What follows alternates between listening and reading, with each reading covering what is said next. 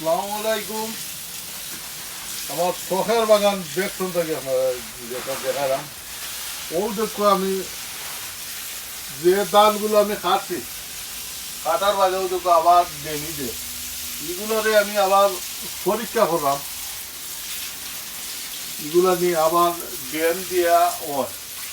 এখন আজকে নভেম্বর 11 তারিখ, আমি কিছু পানি দিয়ে রাখলাম ভিজাইয়া, আর ওই দুটো কিছু সরা আমি রাখি দিয়েছিলাম, তা কিছু দাম ধরছে আর কিছু আবার চুষা। এখন কত হইলো আমরা ঠান্ডার মধ্যে কিভাবে হয় ধানগুলা ওগুলোর আমরা একটা পরীক্ষা করলাম। আর ঠান্ডা ছাড়া এটা তো আমি জুলাই অগাস্টর 14-15 তারিখ আমি এগুলা খাচ্ছিলাম।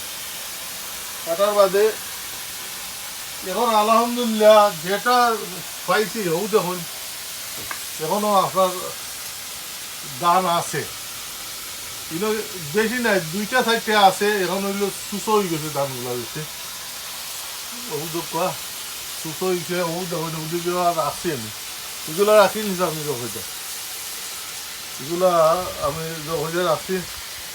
এখন একটা সরা আমি বাইরে আপনারা দেখাই, ও দেখো ও দেখো আমার সরাটা এখানেও 50% দান আছে। দান যেন একবারে নাই একটা নয়, দান আছে, একটা শক্ত হয়েছে দান। কিন্তু ঠান্ডার সময় তো এই দান তো আমরা তেমন একটা ওইতো না।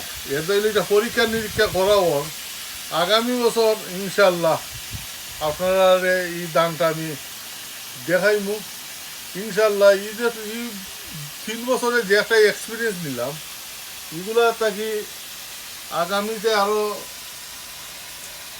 বাড়া হবো আগামী বছর। ধন্যবাদ আমার ইচ্ছা দেখার জন্য।